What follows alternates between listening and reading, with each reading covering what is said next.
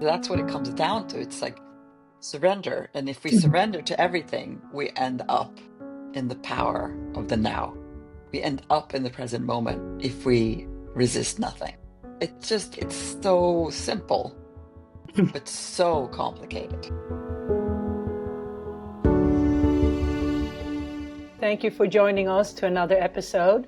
In this podcast, we discuss spirituality, emotional health, healing, and the true meaning of awakening in the context of our modern lives. And today, I'm here, as always, with my best friend, Pernilla Burke, the creator and the founder of the website Awakening 101, and also from this podcast, The Awakening Process 101. And my name is Louise. Today we decided we wanted to do something a little bit different, but then it's not so much different anyway, because it's source of inspiration, what have brought both me and Pernilla to where we are today. So we have decided that we want to talk about some books. We have picked out one of our favorites, The Power of Now of Eckhart Tolle. If you have followed our podcast, you know that one of Pernilla's biggest mentors or really good friends as well is Sally Kempton. And she wrote this book. Meditation for the love of it. Pernilla actually introduced me to her, and I become a big fan as well. So you can see it's all underlined. And so that's where we are today. Yeah, and then the Jon Kabat-Zinn, you forgot about him. Yeah, Jon Kabat-Zinn, but we're not sure if we can manage to do him today as well. We are going to begin with the book, Eckhart Tolle, Power of Now. And Louise and I were trying to figure out when we read it the first time. And it came out, I think, in 2003. And for me, at least, the funny part is that I really had no idea. It just made, I read it and I think I liked the idea, but I couldn't understand what it meant. The power of now. What does that mean? The present moment. What does that mean? And now it seems so obvious.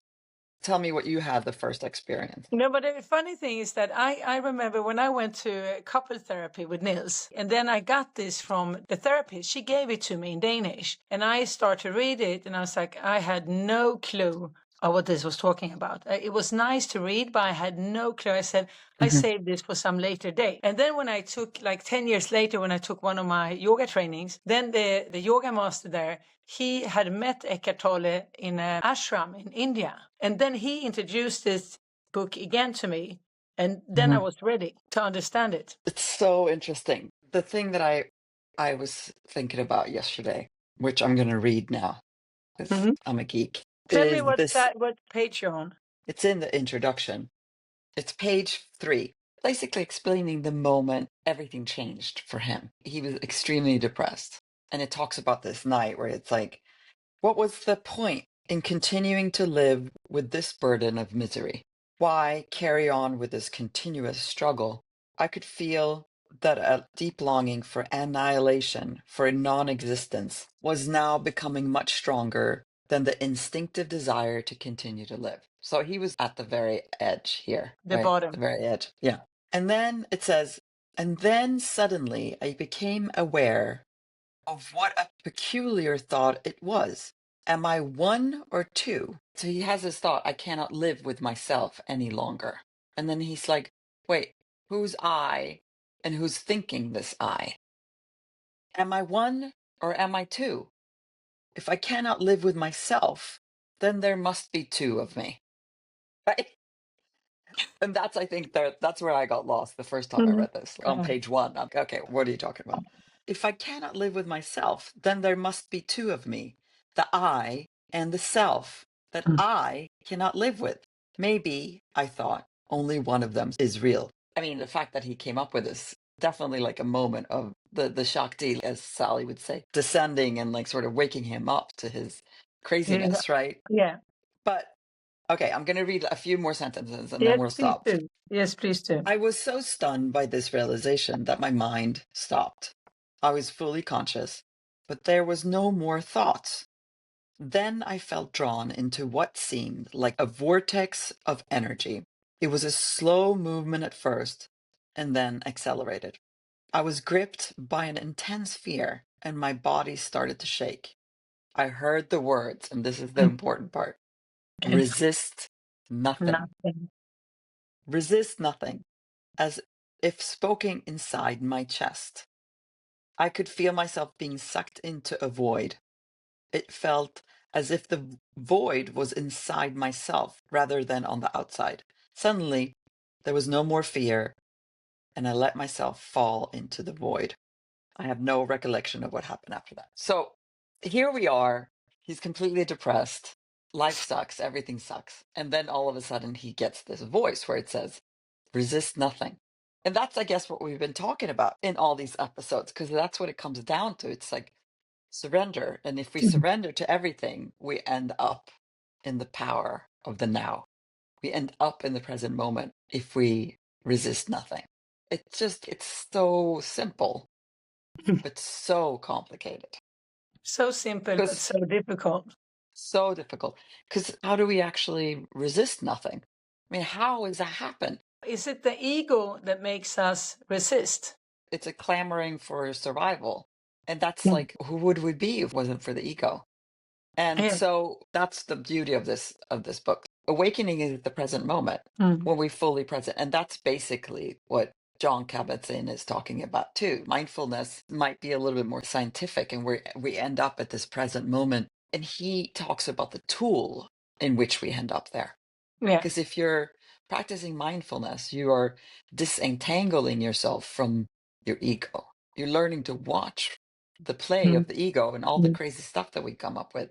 Mm. And then you end up in the present moment. I mean, it's all about the same idea of ending up in the Mm. same place. In the end, we're all talking about the same thing. That's what you mentioned before we started the pod today, that all these three people that we have picked out today, Eckhart Tolle and Sally and Jon Kabat-Zinn, that there are different entrances to the same goal. Whatever comes on our path, when we are curious and have faith in the path we follow, things will show up. Sometimes I take something from Jon Kabat-Zinn and I read the book to Eckhart Tolle and even Sally. Eckhart Tolle has a very clear way of saying thing in his book that it's also easy for me to sometimes read for my students that are not that spiritual. It doesn't become so Yogic. Exactly. I just got a sick thought when you said that. I don't know if it's sick, but when you said that, the entrance of different things, I thought many in body and one in mind. We seek to become happy and we seek to become in peace in our mind and in our soul. And then I just thought it's a little bit the same, or maybe not, but religion too. We all want something, but there's different doorways into it. Yeah. And things work for different people. Exactly. And I guess this is funny. Me and Louise were just regular people on this path, trying to figure out how to talk and explore about awakening and how you can bring it into your daily life. And so we bring these three books from these amazing scholars. I mean, they're all powerful, knowledgeable, awake people.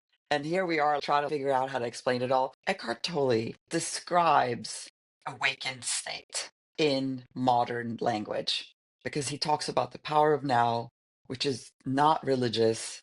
It is not from a yoga tradition, even though I'm sure he's read all the books and everything. He says something very simple. At the beginning, at least, it was hard to me to understand how to find that now.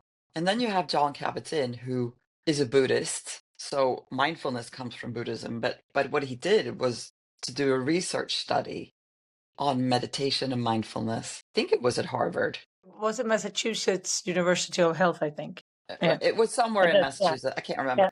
But the thing is that he then collected proof that meditation, it wasn't spiritual, right? It was medical. He did it with groups of people that needed it for stress reduction. And that's how the mindfulness-based stress reduction came about. If you look at like different steps on the ladder, I mean, he really took care of sort of the thing that our Western world is struggling with the most, which is stress. And so he came at it from a scientific, tools-based perspective. And then you look at Sally, who came from a very, a Hindu philosophy, which is Kashmir Shaivism. If I look at like the trajectory of it all, like for me, they're all needed somehow. Sally's way of looking at meditation, which is you can begin with mindfulness and say, I'm going to watch my thoughts. But if you continue, at least for me, if you continue only watching your thoughts, it's hard to keep at it because it's kind of boring. The thing that strikes me with Sally is that she taught me to watch my thoughts and find a place beyond those thoughts where there is love. For her, the moment of now is a place saturated with love. So that's how they all sort of come together. Mm. And that's what kept me going with Sally, because meditation or watching my thoughts or being in the moment is a love affair. And that's why she calls it meditation for the love of it, right? So Mm. she talks about how it's a relationship with With- your deeper self. mm. And that's a loving place. It's not a dry place. It's not a stale place. And the void that he's talking about, Eckhart Tolle, that he gets sucked in there to, is a place filled and saturated with love. Mm. That is also the place where we are connecting to the Mm. full universe. So now I'm going in circles, but I just wanted to No, like, but it's I like think I love how they're connected in some way, where you start with very basic mindfulness, and then you start understanding this like present moment awareness. And then if you really tap into that place, you know that it's not an empty place. It's a full place, a complete feeling, like I'm mm, complete. fulfillment. Exactly. But I think you mentioned one very important thing, which is the relationship with with your deeper self, your true self, or your pure self, or what you want to call it. But that relationship, it's that intimacy. We're not, Intimacy. yeah, intimacy, Intimacy. exactly, yeah, because we're not brought up to be have intimacy with ourselves. It's that No. word. I think it's so interesting because intimacy, people relate very often to sexual relationship or Yeah, yeah, yeah. other Yeah. things. But intimacy, it's that pure, fine relationship where you do have exactly what Sally is talking about, that unconditional love. And I Yeah. think that if you really have that with yourself, then it's that saying that you can't love someone else truly before you love yourself.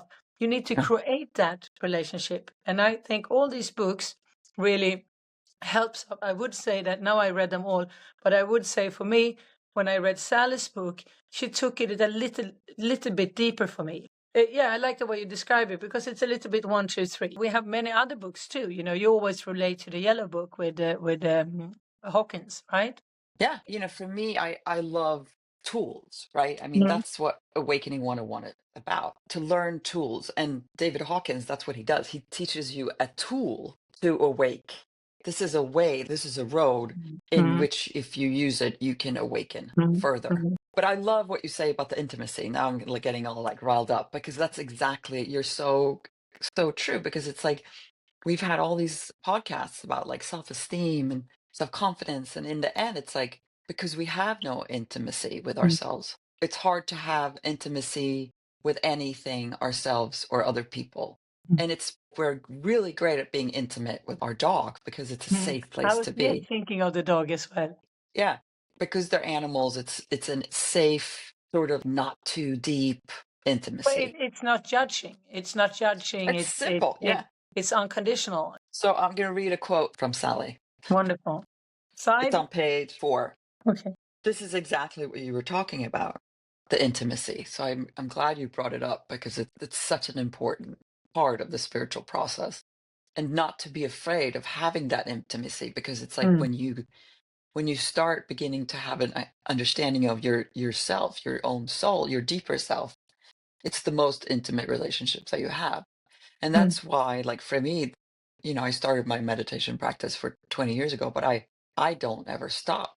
People fall out of their practice, but I've gotten to the place where I actually miss it because I miss myself, Mm. right? That's what happens. I feel like I'm disconnected from my true self if I Mm. don't remember to do it. Well, I always remember to do it, but anyway, page 4.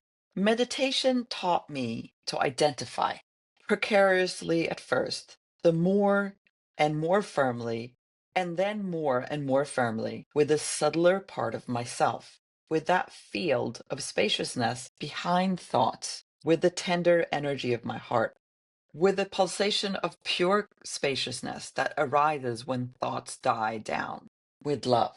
So she's saying that the subtler part of herself is the spaciousness that is love. And that's what she discovered through meditation. The most important principles, I'm jumping ahead on page 5. The most important principle to understand about meditation is this: we meditate to know ourselves, right? We meditate to know ourselves. We usually think of meditation as a practice or a process, yet meditation is also a relationship. So this is Louise talked about this, a relationship of intimacy with ourselves. It is a process, and then it is the process of coming into loving relationship with our own consciousness. So if wherever you are on this journey, you begin with something like Jon Kabat-Zinn, you understand how to watch your thoughts. Like everybody can sort of identify with, okay, I'm in the movie theater, there's a movie going on the movie screen. That's happening separate from me, and I don't have to be attached to those the actions on a movie screen. That's where you begin. Or like the idea of the park bench by the intersection of a road. You just sit there and watch the traffic go crazy. That's mindfulness, right? And then you have a moment where your thoughts slow down enough for you to find the now. Yeah. And then, Can I interrupt? well, of course, Yeah. no, I'm No, going to no, no, talk the but no, entire but yeah, time. no, but I'm just thinking while you're talking, it comes up all these pictures in my head. But the intimacy, the pure love, and the awakening, and the process of awakening of all these different tools, they go very much hand in hand, because I can't find that intimacy if I don't be curious of cultivating conscious awareness in the present moment. And conscious awareness in the present moment doesn't mean that I am on a pink cloud and I think that everything is beautiful, but I'm becoming more and more aware. And I think that we are very good as human beings of being aware of whatever goes on around us, everything what the neighbor is doing and having, but what I don't have. But if we could turn that inside and be so curious before we go to bed or when we stand up, and having, as you said, this steady practice of meditation, or I do my chanting, which is a moment of reflecting, a moment to give yourself, how can I call it, like how things can arise from within, even if it's good or if it's unpleasant, or so many times, but like meditation can turn so quickly in a Mm. split second, if it's emotion or if it's a thought, and it turns just everything upside down, but I'm still very present with it.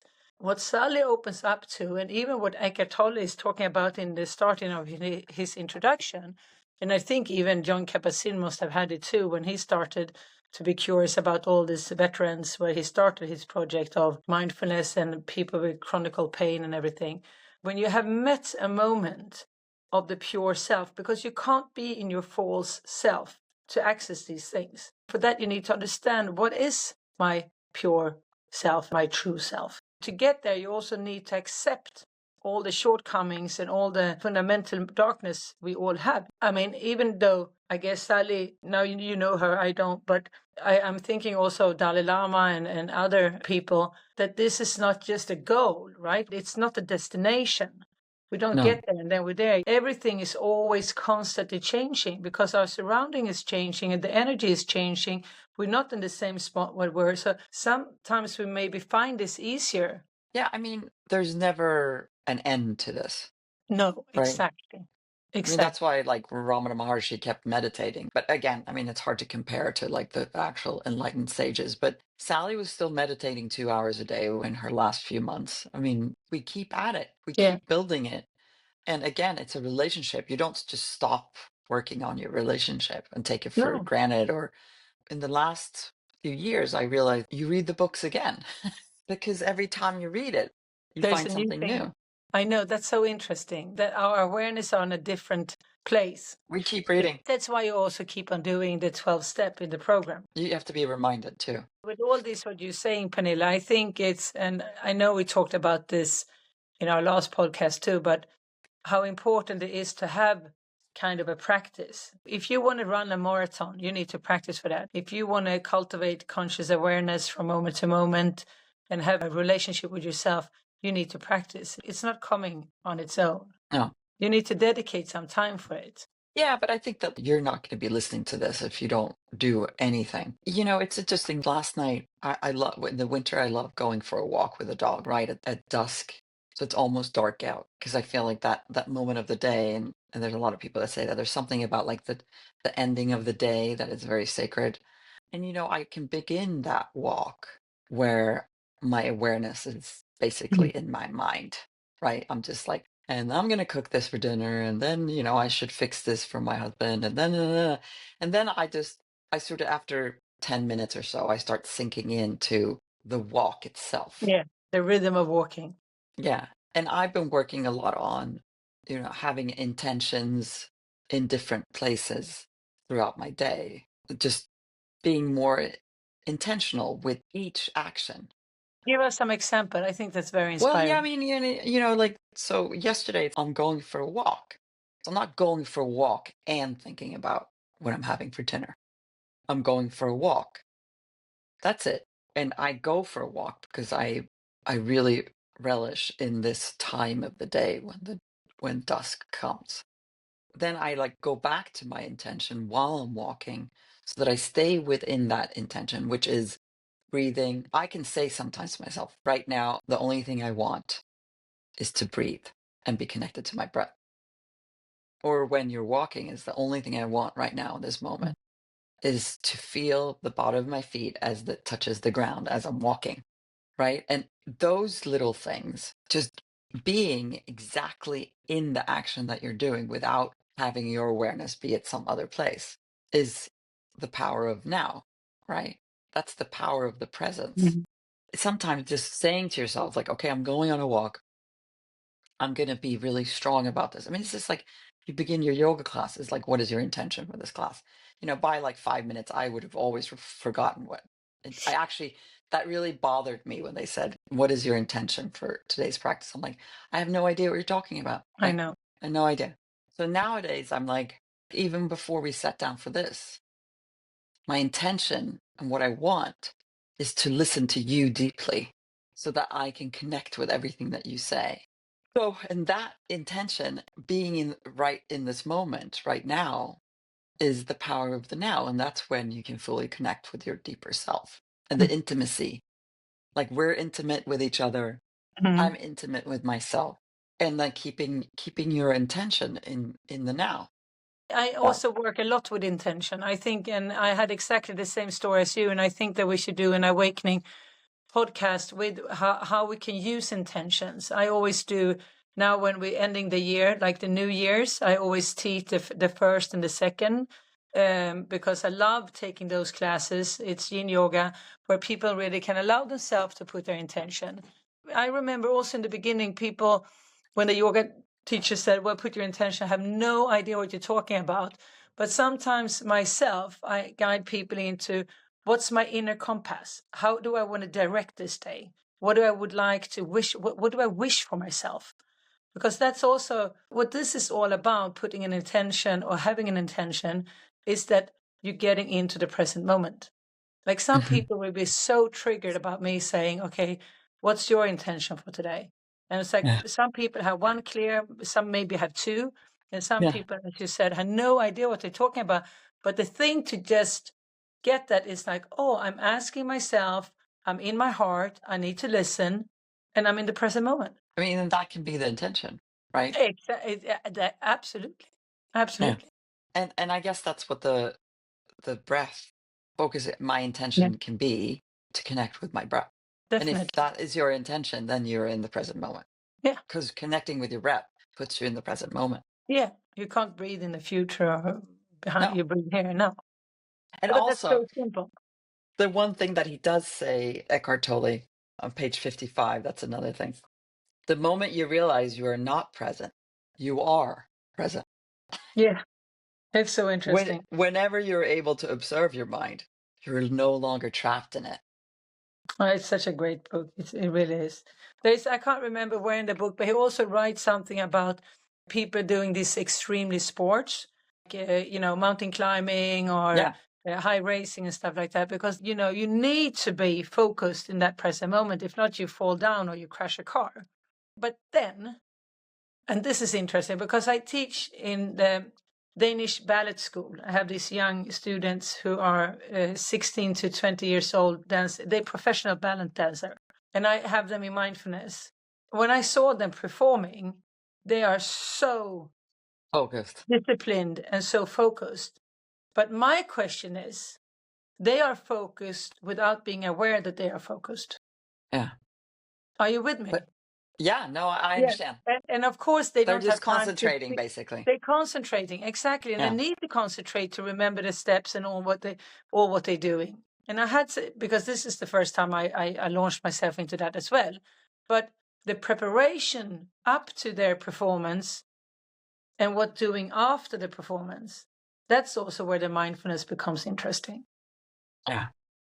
Do they recap how it went? Before, it's a lot of visualization of what they want to achieve. And it's interesting that you talk about intimacy today, because I had this meditation with them that they need to connect with the audience. They're not just performing for themselves, they're performing for someone. And if you don't have that, if you have an attitude that the ego would feel and it's me, myself, and I, or you can enter with, I want to connect with the people who are spending time to come here to see my performance. There's different levels of energies. And then afterwards, of course, if things are not going, because it's like in the model business, there was so few people succeed. But afterwards, it's also how to reflect over your performance without becoming too judging and critical. Right.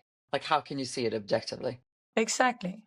That's so interesting. But it was just a line to what Eckhart Tolle wrote in his book, because I remember when I started doing mountain climbing, and I remember that for the first time I realized that my migraine got away. And that's because I was so focused, so I couldn't get distracted of the pain. And that was one of those moments. And Jon Kabat-Zinn is also talking about that. I did that also some years ago. I meditated into my pain on migraine. And when you get so close into that source of the pain is disappearing. And then when you zoom out again, it comes back. But again, it was to be so present in that moment. Fascinating. It is fascinating. Yeah. And some really good books, actually. So we recommend them. Okay, so again, we're going to go through them. So The Power of Now, Eckhart Tolle, Full Catastrophe Living with Jon Kabat-Zinn, and Meditation for the Love of It by Sally Kempton, my other mother. But they are all on your website. Awakening-101.com. You can also go to the YouTube channel of Awakening 101 to see us, our faces. See how stunning we are. Yeah. And there's shorter versions of various meditations and stuff on there too. So do we need to recap, or are we good? No, I think we're good. I was just thinking we should recap for a short meditation, but you maybe just want to drop out. Yeah, I have to take my kids to school, so it's too late for that. But then we are fine. Yeah. Thank you so much for listening to us. Thank you, everyone.